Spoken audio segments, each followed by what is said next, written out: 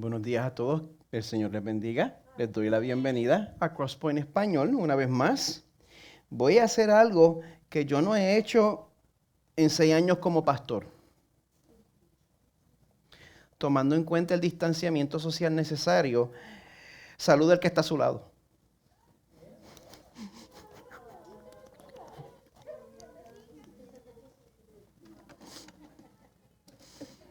Es que quiero ver a los introvertidos sufrir un poquito. Yo soy uno de ustedes. Mejor ustedes que yo. Bueno, a los que están con nosotros en esta mañana, gracias por traer la iglesia a esta facilidad, y a los que están viendo esta transmisión, gracias por estar en sintonía con nosotros. Estamos transmitiendo en vivo y esto va a estar por YouTube, así que les estoy dando la oportunidad para que se preparen, para que respondan apropiadamente ahora. ¿Cómo están en esta mañana? ¡Wow! ¿Están listos para recibir lo que Dios tiene para ustedes en su palabra? Amén. Perfecto. Pues les voy a pedir que busquen en sus Biblias en Marcos 2, versos 1 al 17. Vamos a estar cubriendo la primera parte del capítulo 2 de Marcos. La iglesia ha pagado el precio a través de la historia cada vez que se ha desviado de su propósito principal de apuntar el mundo hacia Jesús. Es como si nos dijeran el chiste en inglés, you had one job. Tú tenías un trabajo. Pues cada vez que nos desviamos de eso, pagamos el precio sin fallar. Desafortunadamente, en mi opinión, el año electoral pasado, con todo su chisme, fue uno de los peores desvíos que yo puedo recordar dentro de mi vida. Y por esa razón, este año nuevo estamos apretando el botón de reset, y a través del estudio del Evangelio según San Marcos, mi deseo es que, siguiendo juntos a Jesús, nosotros volvamos a colocar nuestra mirada en la persona de la cual nunca la debimos haber quitado en primer lugar. Y desde que comenzamos esta serie, el autor Juan Marcos se ha dedicado a demostrar con claridad que nosotros no tenemos la opción de tratar a Jesús como una figura neutral. No podemos tratar a Jesús de manera neutral. Todas las señales milagrosas de las cuales leemos desde el principio de este libro, y solamente hemos cubierto 2 semanas, esas señales milagrosas nos obligan a llegar a una de 2 conclusiones. O Marcos nos está mintiendo, todo esto es inventado, o Jesús es el Mesías profetizado a los judíos y es Dios mismo hecho hombre. Tenemos esas 2 opciones, no hay nada en el medio. Bueno, cuando nosotros comenzamos esta serie hace 2 semanas, Marcos nos muestra que Jesús fue afirmado tanto por Dios como por Juan el Bautista. El domingo pasado vimos que este Jesús pues tampoco se sometía a las expectativas de nadie, no tenía esos planes, y que él estaba estableciendo el reino de Dios no siguiendo las estrategias de mercadeo, sino que él estaba estableciendo el reino de Dios a través de la oración, a través de la proclamación del evangelio y a través de servir a las personas necesitadas. Pero bueno, si usted cree que ya Jesús ya le había colmado la paciencia lo suficiente al pueblo y a los líderes religiosos, y que en el capítulo de hoy les va a dar un descansito y que se va a conformar de una manera un poquito más afable, pues me temo que ese no va a ser el caso. Vamos a ver lo que sucede cuando Jesús vuelve al pueblo donde se estaba quedando una vez se riega su fama. Los voy a invitar a que leamos juntos en Marcos 2, del 1 al 17. Yo estoy leyendo de la Biblia de las Américas. Dice así la palabra del Señor. Cuando Jesús entró de nuevo en Capernaum, varios días después, se oyó que estaba en casa. Y se reunieron muchos, tanto que ya no había lugar ni aún a la puerta, y él les explicaba la palabra. Entonces vinieron y le trajeron un paralítico llevado entre 4 hombres. Como no pudieron acercarse a Jesús a causa de la multitud, levantaron el techo encima de donde él estaba, y cuando habían hecho una abertura, bajaron la camilla en que estaba acostado el paralítico. Viendo Jesús la fe de ellos, dijo al paralítico: Hijo, tus pecados te son perdonados. Pero estaban allí sentados algunos de los escribas, los cuales pensaban en sus corazones: ¿por qué habla éste así? Está blasfemando. ¿Quién puede perdonar pecados sino solo Dios? Al instante Jesús, conociendo en su espíritu que pensaban de esa manera dentro de sí mismos, les dijo: ¿por qué piensan estas cosas en sus corazones? ¿Qué es más fácil? ¿Decir al paralítico tus pecados te son perdonados, o decirle levántate, toma tu camilla y anda? Pues para que sepan que el Hijo del Hombre tiene autoridad en la tierra para perdonar pecados, dijo al paralítico: a ti te digo, levántate, toma tu camilla y vete a tu casa. Y él se levantó y, tomando al instante la camilla, salió a la vista de todos, de manera que todos estaban asombrados y glorificaban a Dios, diciendo: jamás hemos visto cosa semejante. Jesús salió de nuevo a la orilla del mar, y toda la multitud venía a él, y les enseñaba. Al pasar vio a Leví, hijo de Alfeo, sentado en la oficina de los tributos, y le dijo: sígueme. Y levantándose lo siguió. Y sucedió que, estando Jesús sentado a la mesa en casa de Leví, muchos recaudadores de impuestos y pecadores estaban comiendo con Jesús y sus discípulos, porque había muchos de ellos que lo seguían. Cuando los escribas de los fariseos vieron que él comía con pecadores y recaudadores de impuestos, decían a sus discípulos: ¿por qué él come y bebe con recaudadores de impuestos y pecadores? Al oír esto, Jesús les dijo: los que están sanos no tienen necesidad de médicos, sino los que están enfermos. No he venido a llamar a justos, sino a pecadores. Esta es la palabra del Señor. Oremos. Señor, nosotros venimos ante ti confesando que a menudo se nos olvida que aun cuando nosotros creemos que te estamos obedeciendo, aun cuando nosotros creemos que estamos siendo piadosos y nos estamos portando bien, Señor, nuestra naturaleza pecadora hace que nuestras mejores obras sean inservibles a la luz de tu perfección. Como dice tu palabra, Señor, estamos todos infectados por el pecado y somos impuros. Cuando mostramos nuestros actos de justicia, no son más que trapos sucios. Por eso yo te pido, Señor, que a través de tu Espíritu Santo, tu palabra abra nuestros ojos para que nos demos cuenta de nuestra situación, para que entonces nos refugiemos en Jesús. Esa es la manera de agradarte, Señor. Ayúdanos a refugiarnos en nuestro Salvador, nuestra única esperanza, en cuyo nombre oramos. Amén. Amén. Entre los muchos videos que podemos encontrar en el internet, han visto los de las personas que están celebrando su cumpleaños, y entonces en el momento que les están cantando y están soplando las velas, sin darse cuenta el pelo se les prende en fuego. ¿Han visto eso? Siempre son los demás los que se dan cuenta de lo que está pasando. Y la persona como que sigue, y mientras el pelo se le está prendiendo en fuego, y ellos tienen que ser los que le caen encima a la pobre persona que no sabe lo que está pasando porque le están cayendo encima, pero no se da cuenta de que esa gente le está salvando la vida. En el pasaje de hoy vamos a ver que desafortunadamente muchos de los líderes religiosos en el tiempo de Jesús, ellos estaban tan pendientes a lo que no tenían que estar pendientes. Estaban tan pendientes a ser jueces y verdugos de la gente que ellos consideraban inferiores a ellos, que ellos no se daban cuenta de la gravedad de su propia situación. No se daban cuenta de que su propio cabello estaba encendido en candela. No se daban cuenta de que ellos mismos estaban, por así decirlo, quemándose. Porque ellos se creían tan piadosos que no tenían ni idea de cuál era la mayor necesidad que tenían. Por eso mi esperanza es que el pasaje de hoy nos lleve a todos a hacernos esta pregunta tan importante. ¿Cuál es nuestra necesidad principal?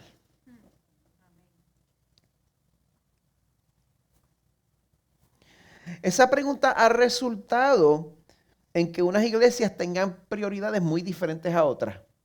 Y usted visita diferentes iglesias y va a notar prioridades diferentes. Hay iglesias que ven como su propósito principal, pues, modelar y enseñar moralidad a un mundo depravado. Y hay iglesias que entonces ven como su propósito principal el prestar ayuda social a los necesitados. Y hay iglesias que ven como su propósito principal motivar a la gente a maximizar sus finanzas. Pero el pasaje de hoy nos va a mostrar que el propósito principal de Jesús iba mucho más allá de cualquiera de los otros propósitos que yo les acabo de mencionar.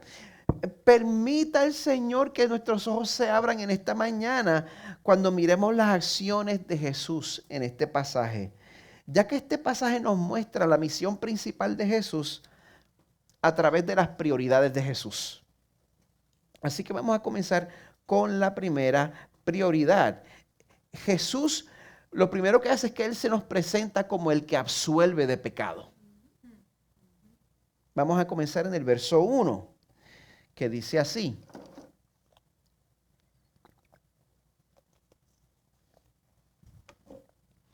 Cuando Jesús entró de nuevo en Capernaum, varios días después, se oyó que estaba en casa. Bueno, si ustedes recuerdan, el domingo pasado les dije que Capernaum era un poblado pesquero que estaba en la parte norte, a la orilla del mar de Galilea, en la parte norte. Parece que Jesús estaba viviendo ahí durante esa parte de su vida. Dice que Él estaba en casa. Pero si también recuerdan lo que hablamos los dos domingos pasados, a causa de los milagros, pues la popularidad de Jesús había estallado. El verso 2 dice, se reunieron muchos, tanto que ya no había lugar ni aún a la puerta. Y Él les explicaba la palabra. Pues como sabemos que Jesús avanzaba el reino a través de la proclamación de la palabra, pues aunque aquí no nos dice de qué estaba hablando en específico, pues yo creo que hay una buena posibilidad que aquí Jesús está hablando de cómo el reino de Dios había llegado a través de su propia llegada, porque él compartía eso en las sinagogas. Pero de momento, a mitad de sermón, se interrumpe este mensaje. Dice el verso 3, entonces vinieron y le trajeron un paralítico llevado entre 4 hombres. Y miren cómo fue. Como no pudieron acercarse a Jesús a causa de la multitud. O sea que ellos trataron de llegar primero por las de la ley. Trataron de llegar correctamente. Pero el sitio estaba tan lleno que no pudieron llevar a su amigo a causa de la multitud. Entonces levantaron el techo encima de donde él estaba. Y cuando habían hecho una abertura, bajaron la camilla en que estaba acostado el paralítico. Hay predicadores que son tan buenos que se pueden recuperar de cualquier interrupción. A mí eso me es bien difícil recuperarme de interrupciones. Y yo me acuerdo que cuando nosotros estábamos en la capilla, en un sitio tan hermoso que a veces yo predicaba y detrás salía un venado corriendo. Y yo hablando y toda la gente mirando así el venado corriendo. Y yo, bueno, pues está bien, yo lo voy a mirar también para de una vez no quedarme sin verlo. Pero bueno, si a Jesús le interrumpieron los sermones, que suceda aquí entre nosotros no es nada. Pero usted se imagina la odisea que pasaron estos cuatro amigos para llevar a su amigo a la presencia de Jesús. Se enteran de que Jesús está en Capernaum. Ah, bueno, pues vamos para allá. Deciden pues llevar a su amigo para que Jesús lo sana. Llegan a donde Jesús está enseñando. Ven que el sitio está repleto de gente y como dice ahí, no pudieron acercarse a Jesús a causa de la multitud. Bueno, yo les voy a ser sincero, yo no me voy a hacer el que ha estudiado nada sobre la arquitectura de esta cultura y de ese tiempo, pero varios comentaristas y predicadores concuerdan con que los techos de entonces pues estaban hechos de un material que se podía huecar con facilidad. Así que yo me agarro de lo que dicen ellos. Pues imagínese usted que a mitad de sermón interrumpen, hacen un hueco en el techo y bajan a su amigo. No sé si tienen que haber hecho un hueco del largo de este hombre, porque, o si lo bajaron con los pies primero y después lo estabilizaron. No sé qué habrán hecho. Eh, no sé cómo lo habrán hecho, pero ellos bajan a su amigo de manera que queda acostado delante de Jesús. Póngase a considerar eso, toda la labor que estuvo envuelta en hacer eso. Gente, Dios es soberano. Dios puede hacer como Él quiera, pero la fe y el amor por los que están en necesidad nos llevan a actuar. Nos llevan a considerar todas las opciones. Y si no se puede así, bueno, pues entonces vamos a ver qué otra cosa podemos hacer. Hay que treparse al techo, pues nos trepamos al techo. Hay que hacer un hueco en el techo. Hacemos un hueco en el techo y después hablamos con el dueño de la casa y lo arreglamos. La fe y el amor por los que están en necesidad nos llevan a actuar. Especialmente si nosotros hemos estado ya en esa posición vulnerable y nos hemos beneficiado de la ayuda de los demás. Nos damos cuenta de eso. Así que, gente, vamos a ministrar a los que están en necesidad. Vamos a hacer lo posible por llevar a nuestros amigos en necesidad hacia Jesús. Pues Jesús, cuando ve esto, Él lo identifica como fe. Y la fe agrada al Señor. Pues Jesús, al ver esa fe, pues su corazón se conmueve y se dirige al paralítico de una manera amorosa y una manera paternal y le dice: hijo, tu parálisis es sanada. ¿No le dijo eso?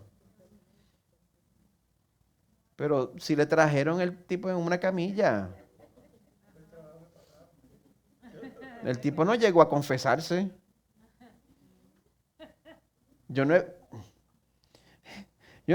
En esta situación lo extraño es que en ninguno de los evangelios donde se encuentra este relato, ni en Mateo, ni en Marcos, ni en Lucas, en ningún relato veo que el paralítico llegue delante de Jesús pidiendo perdón por sus pecados. Lo que sabemos es que los amigos de este hombre lo bajan por el techo para que quede delante de Jesús. De manera que a cualquier persona le sería obvio que el propósito de este hombre no era dar confesión y buscar absolución. Así que la pregunta es: ¿por qué entonces Jesús le responde en el verso 5, hijo, tus pecados te son perdonados? Eso es lo primero que le dice. ¿Por qué?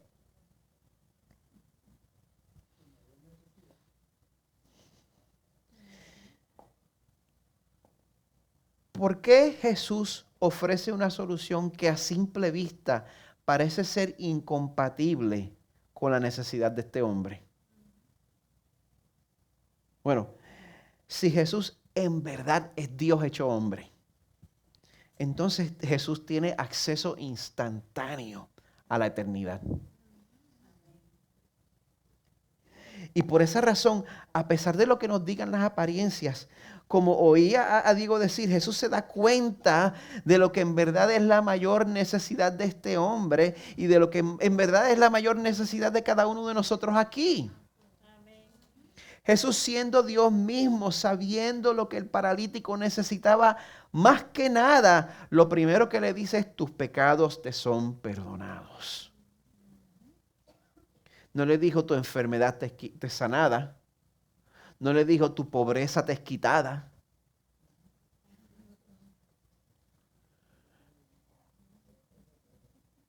¿Sabe qué? Yo he visto personas que dicen, pero ¿para qué ser pastor si usted no va a estar ayudando a la gente en su necesidad? Y para los que somos más predicadores y más doctrinales, pues a nosotros nos cabe aprender eso e ir a alcanzar a la gente en su necesidad. Tenemos que prestar atención a eso. Pero también a la misma vez nosotros, si hay algo que nos enseña a nosotros lo que tiene verdadero valor, es la eternidad.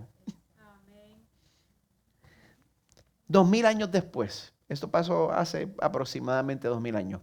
2000 años después, si nosotros pudiéramos tener una entrevista exclusiva con este paralítico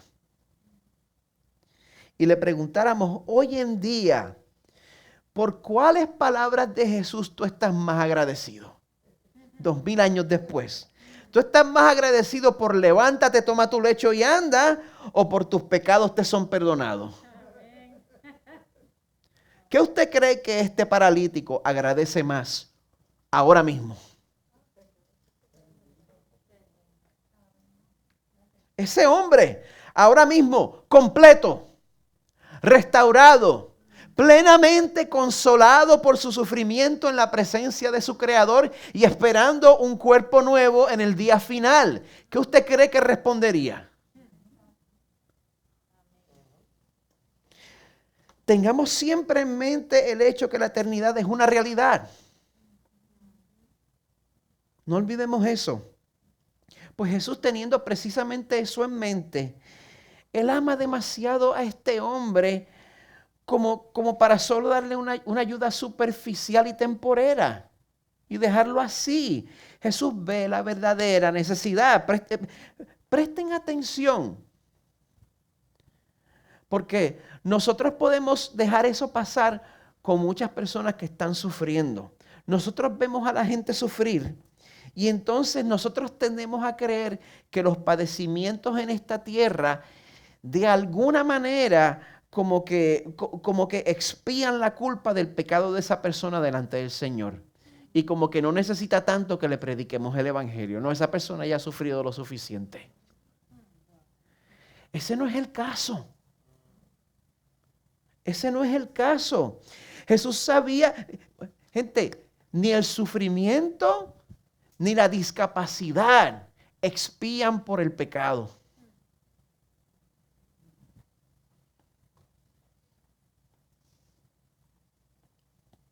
Jesús sabía que este hombre, aún en medio de su discapacidad, en medio de su parálisis, él había nacido con una condición congénita mucho más grave, aún en su cuerpo quebrantado. Este hombre de nacimiento como usted, este hombre de nacimiento como yo, tenía el mismo problema del rey David que escribe en el Salmo 51. En maldad he sido formado y en pecado me concibió mi madre. Él tenía ese mismo problema. Este hombre había nacido con un boleto de ida de camino a enfrentar la ira de Dios por la eternidad por causa de la rebeldía que tenía en contra de Dios dentro de su corazón, a pesar de su sufrimiento, a pesar de su condición física.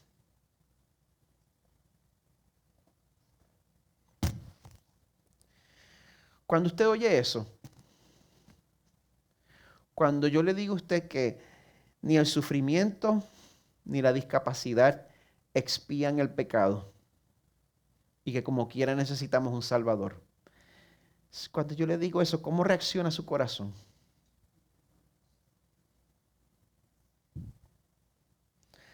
¿Acepta usted lo que dice la palabra de Dios? ¿O usted insiste en creer que la culpabilidad por el pecado es nada más para adultos saludables?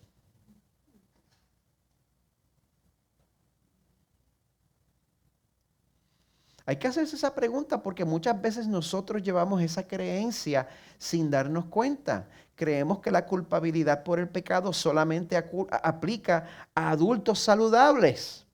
Pero gente, nuestra condición de culpabilidad no es circunstancial, es congénita.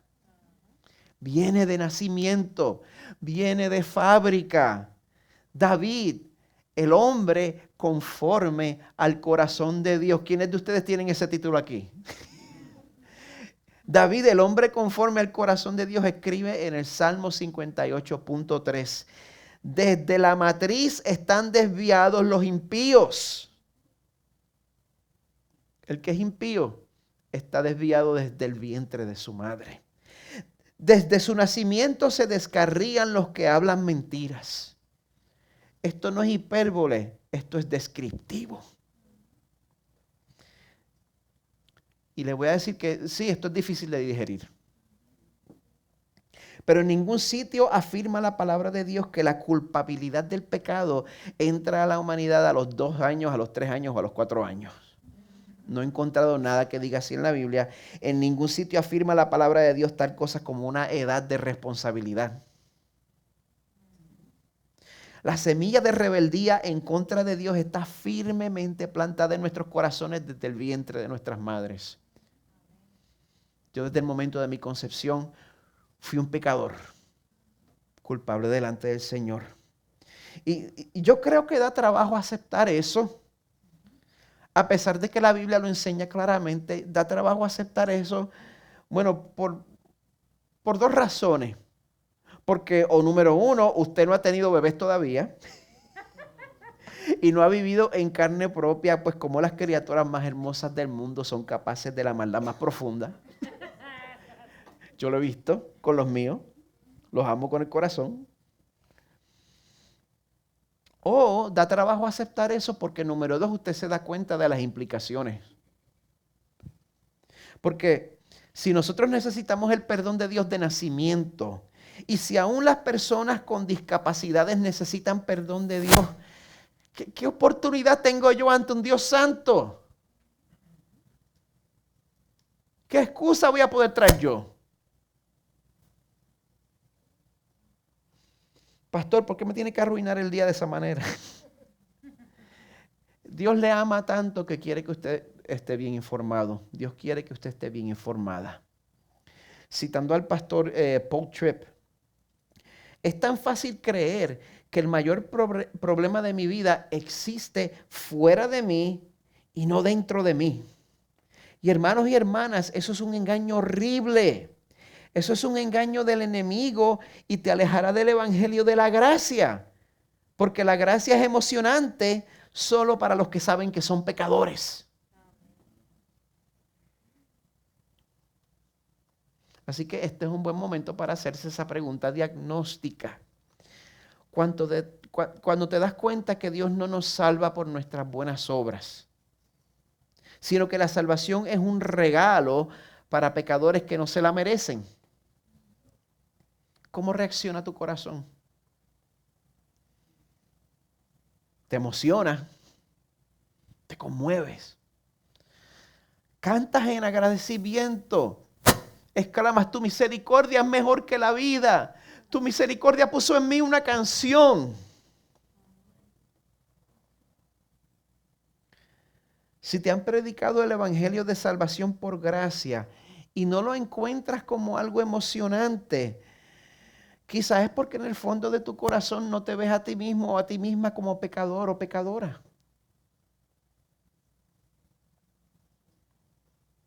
Solo los que reconocemos nuestra condición de pecadores podemos alegrarnos cuando nos damos cuenta que en Jesús tenemos un Mesías que perdona nuestros pecados. Cuando Jesús declara que los pecados del paralítico habían sido perdonados, bueno, para darle crédito a los líderes religiosos de entonces, pues ellos entienden la implicación de lo que Jesús dice. Se dan cuenta de que Jesús estaba declarando algo que solo Dios tenía la autoridad para declarar. Vamos a darle crédito. Verso 6. Pero estaban allí sentados algunos de los escribas, los cuales pensaban en sus corazones: ¿por qué habla este así? Está blasfemando. ¿Quién puede perdonar pecados sino solo Dios?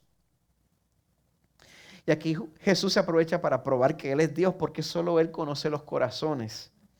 Verso 8. Al instante Jesús, conociendo en su espíritu que pensaban de esa manera dentro de sí mismos, les dijo: ¿por qué piensan estas cosas en sus corazones? ¿Qué es más fácil?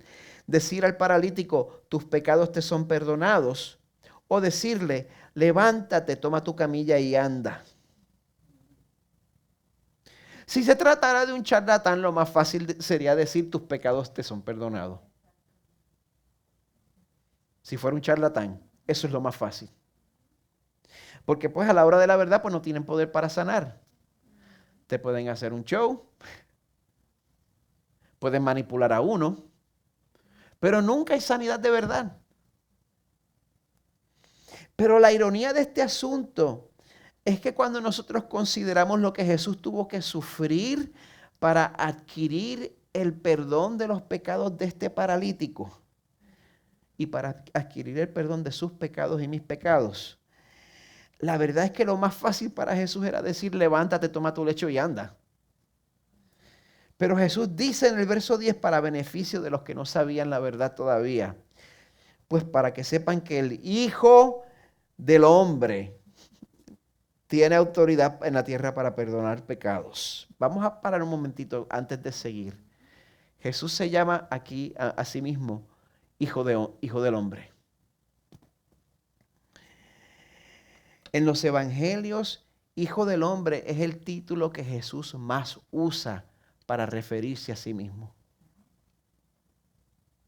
Eso es significativo. Cuando Él habla de sí mismo, Él se llama a sí mismo Hijo del Hombre. Y aquí vemos que ese hombre no solo se refiere a la naturaleza humana de Jesús, pues hace referencia a eso claramente, pero ese nombre también hace alusión a un sueño profético que Daniel tuvo en el Antiguo Testamento. Un sueño, si usted ve ese sueño en Daniel 7, es un sueño lleno de imágenes apocalípticas, de cataclismos y de juicio. Entonces, en medio de esa visión, dice Daniel 7, 13 al 14, seguí mirando en las visiones nocturnas y en las nubes del cielo, venía uno como un hijo de hombre, que se dirigió al anciano de días y fue presentado ante él. Y al Hijo de Hombre le fue dado dominio, gloria y reino para que todos los pueblos, naciones y lenguas le sirvieran. Su dominio es un dominio eterno que nunca pasará y su reino uno que no será destruido. Cuando Jesús se refiere a sí mismo como Hijo de Hombre, Él sabe que eso tiene un peso profético. Pero tiene que hacerlo para que el pueblo se quite las gringolas que tenía al frente. ¿Quién sabe qué son gringolas? Exacto, los caballos tienen gringolas que son cosas que limitan su visión y solo permiten que puedan ver lo que tienen al frente. Y el pueblo tenía unas gringolas puestas que solo les permitían ver a Jesús como un líder político, como un liberador político, como un sanador, como alguien que era su programa social de comida. Y eso era lo único que veían de Jesús. Y Jesús quería quitarle eso para que ellos se dieran cuenta que la naturaleza de Jesús trascendía las esperanzas políticas que ellos tenían. Continuando en el verso 10, Jesús dice, bueno, para que sepan que el Hijo del Hombre tiene autoridad en la tierra para perdonar pecados, dijo al paralítico, a ti te digo, levántate, toma tu camilla y vete a tu casa.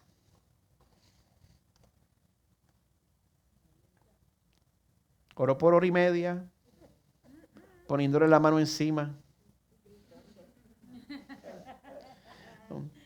Él se levantó tomando al instante la camilla, salió a la vista de todos, de manera que todos estaban asombrados y glorificaban a Dios diciendo, jamás hemos visto cosa semejante.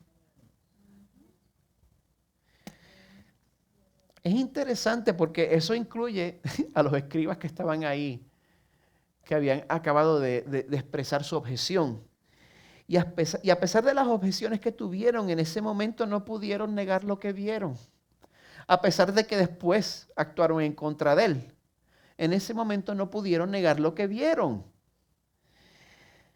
Amada iglesia, no nos conformemos con soluciones temporeras. Vamos a reconocer que Jesús es Dios, que Él tiene poder para perdonar pecados. Y si usted ha recibido ese perdón, ¿quiénes han recibido ese perdón aquí? Si su vida ha sido transformada, ¿la vida de quién aquí ha sido transformada? Como el pueblo lo hace aquí, vamos a glorificar a Dios por lo que ha hecho. Amén. Bueno, vamos a pasar entonces a la segunda parte. Voy a pasar menos tiempo examinando esta segunda prioridad de Jesús en este pasaje. Jesús también se nos presenta como el amigo de pecadores. Como les dije antes, Capernaum quedaba a la orilla del mar de Galilea, al norte, era un poblado pesquero. El verso 13 dice que Jesús salió de nuevo a la orilla del mar y toda la multitud venía a él y él les enseñaba. Pues en ese poblado pesquero, ¿sabe qué había? Pescadores. Carmen. Es por eso que a mí me gusta que ella esté aquí. En un poblado pesquero, pues hay pescadores, pues esos pescadores vendían los peces que acababan de pescar en la orilla del mar. Eso es lo mejor que hay, acabaditos de pescar, fresquecitos. Imagínense si en la misma playa el gobierno montara una oficinita para cobrarle impuestos a los pescadores por sus ventas. En la misma playa. Imagínense que hiciera eso. Pues esa era la desagradable realidad. El verso 14 dice que Jesús al pasar vio a Leví, hijo de Alfeo, sentado en la oficina de los tributos. En la playa la tenían.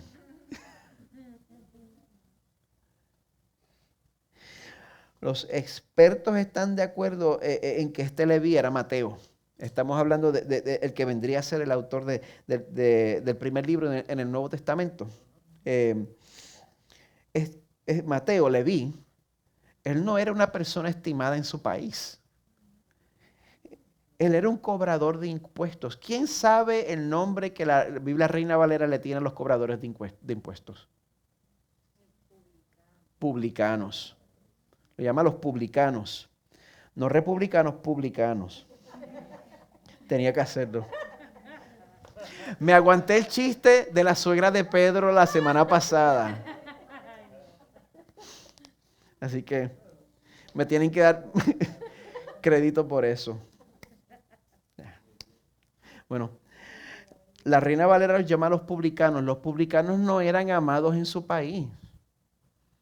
Los cobradores de impuestos no eran apreciados. Considere el momento político y cultural de esta gente. Israel había sido invadida por el Imperio Romano y estaba siendo ocupada por los romanos, por un poder, por un poder extranjero y pagano. Y estos publicanos, estos cobradores, ellos eran básicamente unos israelitas vendepatria. Ellos se dedicaban a cobrar impuestos de los judíos para pagárselos a los romanos. Y entonces los publicanos, una vez ellos cumplían con la cantidad mínima que tenían que cobrar, ellos se podían quedar con el resto. Una vez cumplían con lo que tenían que recolectar para el Imperio Romano. Eso significaba que los publicanos pues tenían autoridad y tenían incentivo para cobrar impuestos ridículamente altos a sus compatriotas. Y por esa razón, pues, en tiempo de ocupación romana, ellos eran ricos, ellos estaban en las papas. Pero esa riqueza venía a un costo. Y el costo era ostracismo social. A los publicanos se les consideraba persona non grata. Y todos eran automáticamente expulsados de la sinagoga. Usted no podía adorar con el pueblo si usted era publicano. Ellos eran odiados por el pueblo y ¿sabe qué? Ellos se habían ganado ese odio completamente, si usted me pregunta a mí.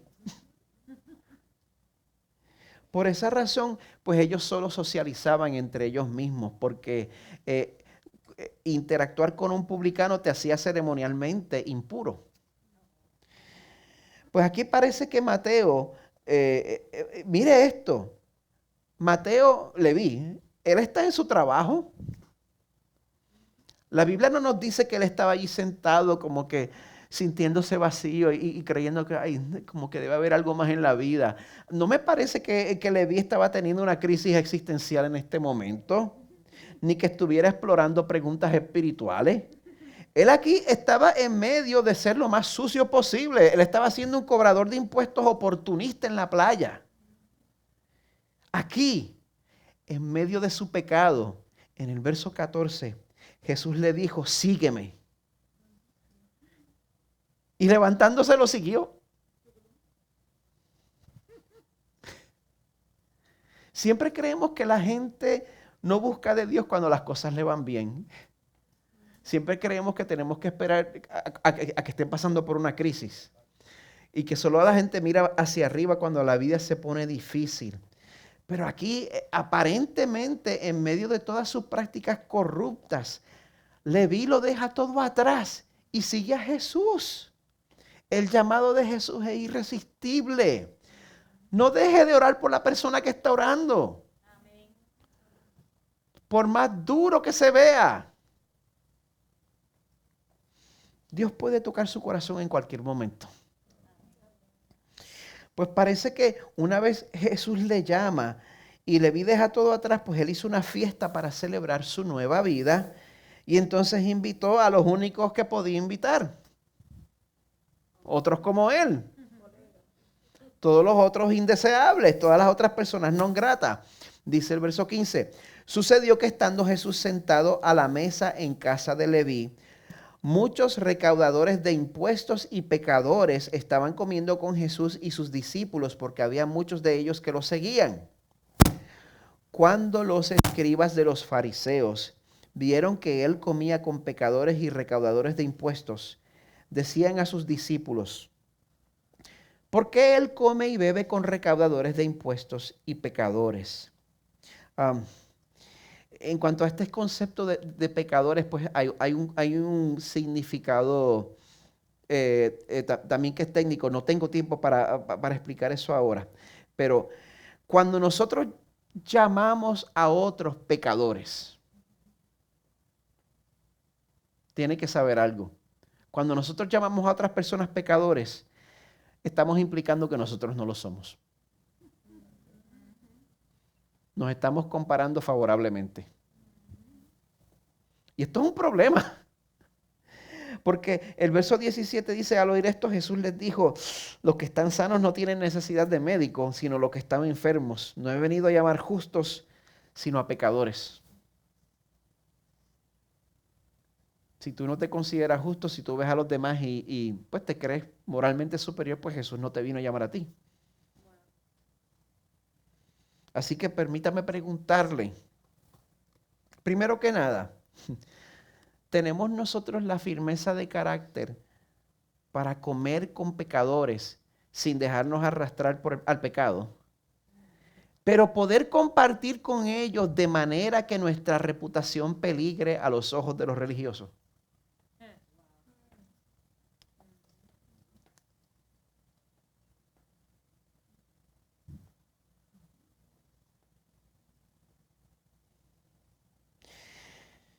Estos versos también hablan a nuestra tendencia hacia el orgullo espiritual.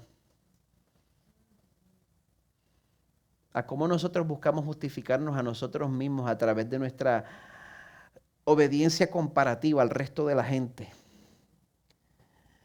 Así que cuando usted ve otras personas que no obedecen en las mismas áreas que usted obedece, cuando usted ve personas que pecan de una manera diferente a la suya, o personas menos maduras que la fe en usted, entonces en su corazón usted se compara con ellos de manera favorable, como si usted mereciera la salvación más que ellos.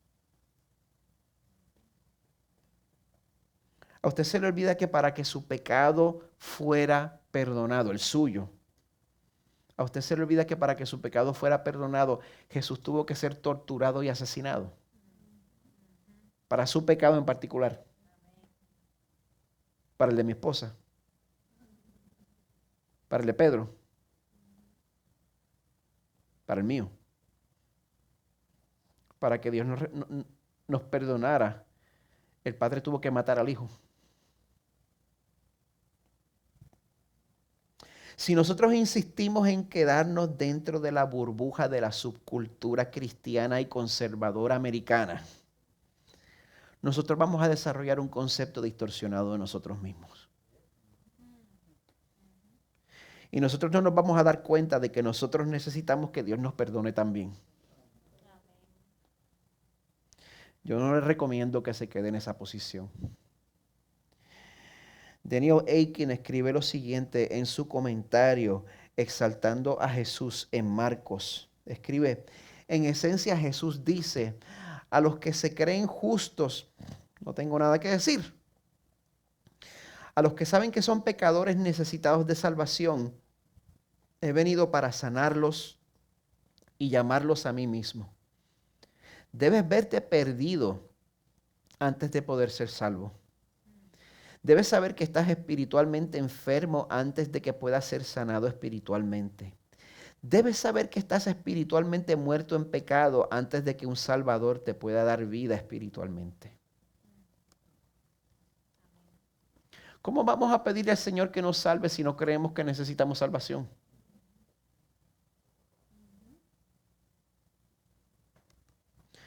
Amada iglesia, yo le pido al Señor que a través de su Espíritu nuestros ojos sean abiertos una vez más a nuestra necesidad principal.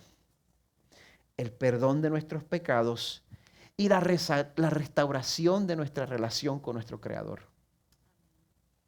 Pero amada iglesia, gracias a ese mismo Dios en cuya deuda estamos, nosotros tenemos a alguien que ha provisto para esa necesidad.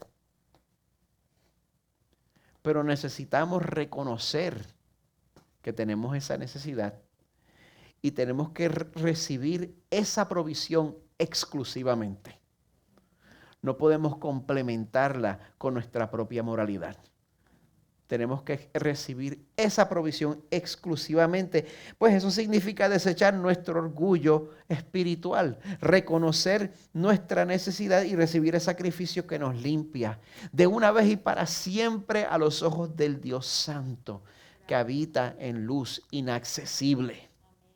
Así que quiero invitarles a que respondamos conmemorando este sacrificio, participando juntos en la cena del Señor. Voy a invitar al equipo de adoración a que tome su lugar.